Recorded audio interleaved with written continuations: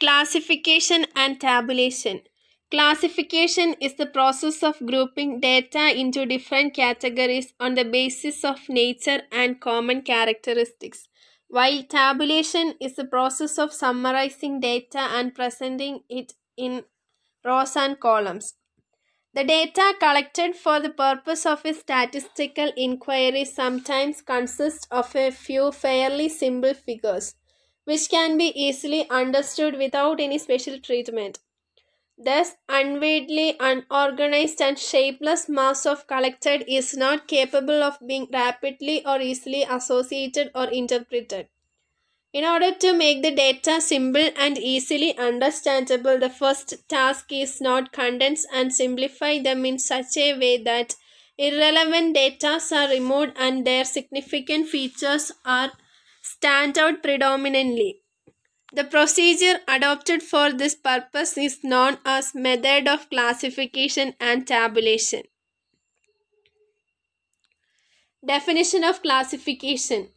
Classification is the process of arranging data into sequences and groups according to their common characteristics or separating them into different but related parts. The process of grouping large number of individual facts and observations on the basis of similarity among the items is called classification. Definition of tabulation. Tabulation may be defined as systematic arrangements of data in columns and rows. It is designed to simplify presentation of data for the purpose of analysis and statistical inferences. Thus, we can convey that classification helps in proper tabulation. Types of classification. Mainly, there are four types of classifications: geographical classification, chronological classification, qualitative classification, and quantitative classification. Geographical classification. In geographical classification, the classification is based on the geographical regions. Suppose the country, state, district, or town to which the unit enumerated belonging is recorded in the schedule. Then this geographical classification may be used as the basis for classification, and a table can be prepared giving the number of units belonging to each geographical region. The following is an example of such a classification. Families of fishermen were enumerated and the district to which each belongs was recorded. Note: while preparing the table, we have to study the data carefully and decide upon a suitable name for the table. The table name should be suggestive of the information given in the table. The number of columns, column heading, number of rows, etc. should also be carefully decided upon. Example 1. Population of fishermen in different districts of Kerala. In Trivandrum district, population 2938. In Kollam district, population 2398. In Pathanamthitta district, population 1187. Alappuzha district, population 1991. As well as in Idukki district, population is 1077. Example 2. Sales of the company in million rupees. Regions are north, south, east and west, and the sales are 285, 300, 185, 235. Chronological classification.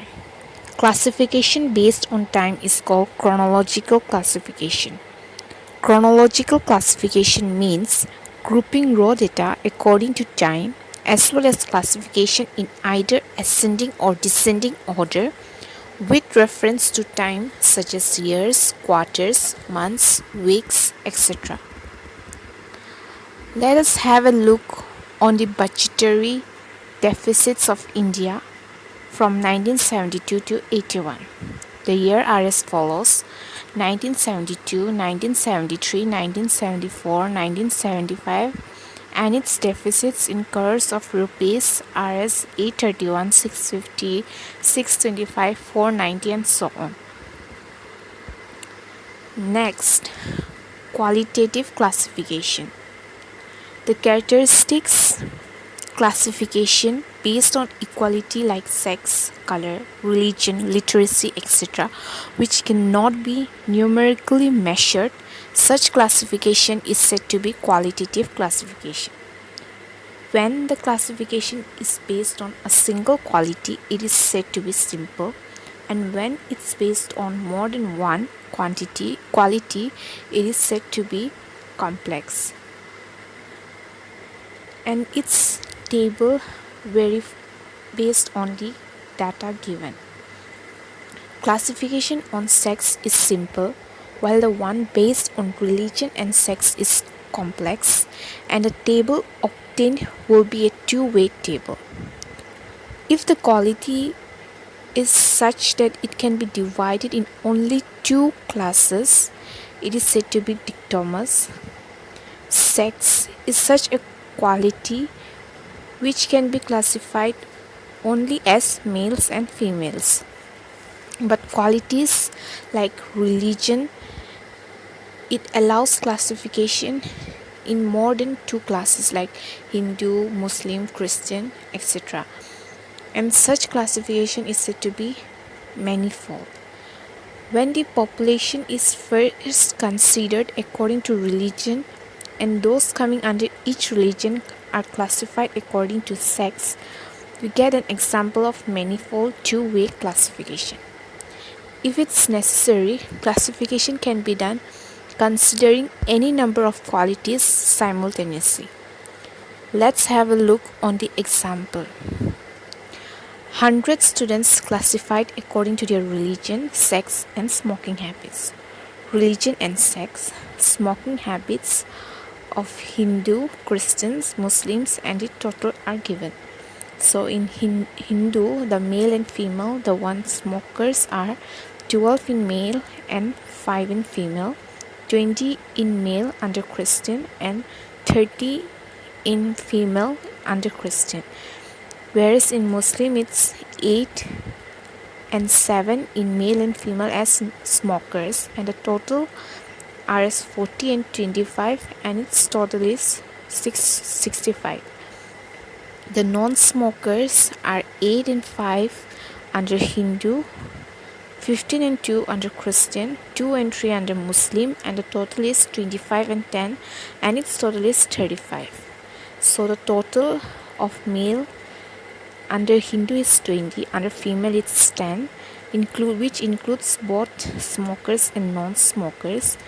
Under Christians it's 35 and 15, Muslim it's 10 and 10, and the total is 63 and 35, and its total is 100. Quantitative classification. The classification of data according to some characteristics that can be measured, such as height, weight, age, etc., are known as quantitative classifications.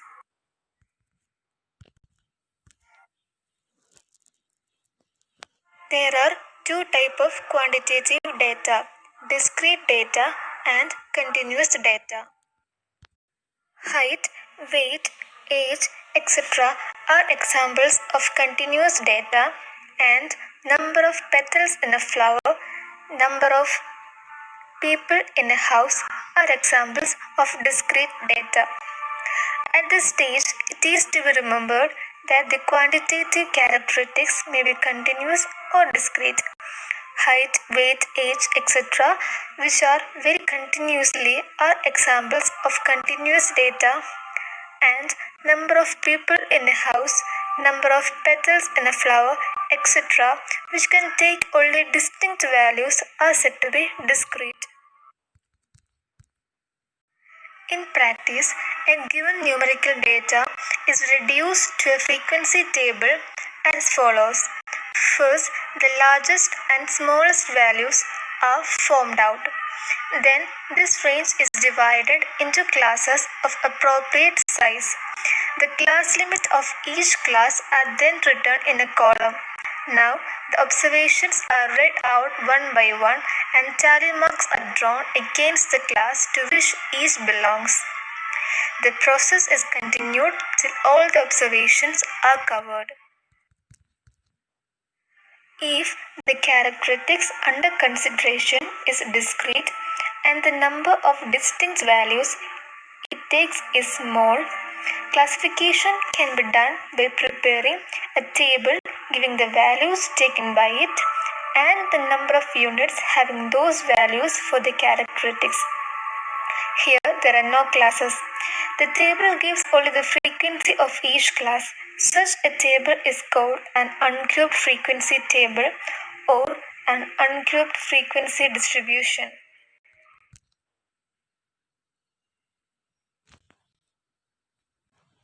These are some examples of quantitative data in statistics. Mean height in a class, measurement of physical object, CGPA calculation, number generator, and probability. Now, let us see an example for quantitative classification. Age in years and number of students. Age in year 0 to 5, number of students 10. Age in years 5 to 10, number of students 120. Age in years 10 to 15, number of students 140. Age in years 15 to 20, number of students 300. Total number of students 300. Points to be remembered when constructing frequency table. First, calculate the range of the data. The range is the difference between the highest and smallest values of the given data. The range is equals to highest value minus lowest value. Second, decide the number of classes. Maximum number of classes may be determined by the formula number of classes is equals to C is equals to 2 raised to k. Note that too many classes or too few classes might not reveal the basic shape of the data set. Third, determine the class interval or width. The class all taken together should cover at least the distance from the lowest value in the data up to the highest value, which can be done by this formula I is equals to highest value minus lowest value divided by number of classes, where I is the class interval, where h is the highest observed value and L is the lowest observed value and k is the number of classes. Generally, the class interval or width should be the same for all classes. In particular, interval size is usually rounded up to some convenient number such as multiple of 10 or 100. Unequal class interval present problems in graphically portraying the distribution and in going some of the computations. Unequal class interval may be necessary for certain situations such as to avoid a large number of empty or almost empty classes. Fourth, set the individual class limits. Class limits are the endpoints in the class interval.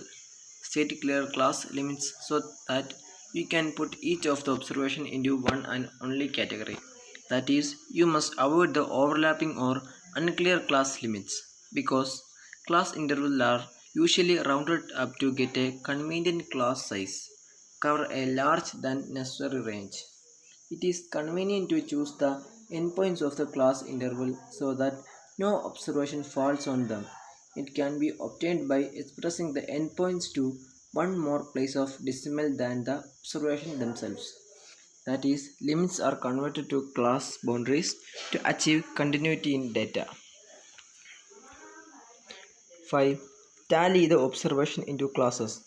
The frequency should be equal. 6. Count the number of items in each class. Count the number of items in each class. The number of observation in each class I is called the class frequency. Note that totaling the frequencies in each class must equal to the total number of observation. After following these steps, we have organized the data into a tabulation form which is called a frequency distribution, which can be used to summarize the pattern in the observation that the concentration of the data. Note: The arranging or organizing the data into a tabulation or frequency distribution results in loss of detailed information as individuality of observation vanishes. That is, in frequency distribution, we cannot pinpoint the exact value and we cannot tell the actual lowest and highest value of the data. However, the lower limit of the largest class conveys some essentially the same meaning. So in constructing the frequency table, the advantages of condensing the data into a more understandable and organized form are more than offset this advantage. Now, let's discuss about some general remarks about frequency tables. First one, discrete and continuous frequency tables. Frequency distributions are used for the classification and tabulation of numerical information collected about quantitative characteristics. If the variate can take only values which may be arranged in an order and counted, it is said to be discrete. Example, number of people in a house, number of petals in a flower, etc. are discrete variates as they have only positive integral values which may be arranged in ascending order and counted. The frequency table which classifies the observation on a continuous variate is called a continuous frequency distribution, and that which classifies the observation on a discrete variate is called a discrete frequency distribution. An ungrouped frequency distribution can be formed only for the observation on a discrete variate, and for observation on a continuous variate can form only grouped frequency distribution. This is an example for discrete frequency table, and the table contains variate, tally marks and frequency. The next one is an example for continuous frequency table, and the table contains class intervals and number of students. The second one is about the information that can be obtained from frequency table. From a grouped frequency table, we can obtain the following observation. First one, it gives us an interval within which all the observation lies. Second, the number proportion or percentage of the observation lying in each class interval can be determined from the frequency table. Third, we can at least roughly find out whether the observations show a tendency to cluster around one value or more than one, or does not show any such tendency by looking at the frequencies in the table. The next, if the observations show a tendency to cluster around some central value, or we can find them by checking the frequencies of classes on the either sides of the class with maximum frequency, whether the observations are more or less symmetrically distributed about the central value or not. Fifth one, we can say whether the observations are closely clustered or loosely clustered about the central value by looking at the proportion in the class with maximum frequency and the classes close to it. So in short, frequency table gives us information about almost all aspects of the distribution of the observation. If the frequency table is an ungrouped one, it gives, in addition to all information listed above, information regarding the number of times each observation repeats, and this leads us to the information regarding the most frequently occurring observation, least frequent observation, etc. Now we will look on to the advantages and disadvantages of a frequency table. The advantages are, it condenses the large mass data into a comparatively small table. It attracts the attention of even a layman and gives him an insight into the nature of the observation. The general characteristics of the data, like central tendency, symmetry, etc., can be judged at least roughly from a frequency table. It helps further mathematical analysis of the data, and it makes comparison easier. Now, when we look on to the disadvantages, if the frequency distribution is grouped, the identity of the observation is lost. We know the only number of observation in a class and don't know the exact values. The selection of the class interval and lower bound of the first class are to a certain extent arbitrary. So different frequency tables into which same data is classified may give contradictory impressions.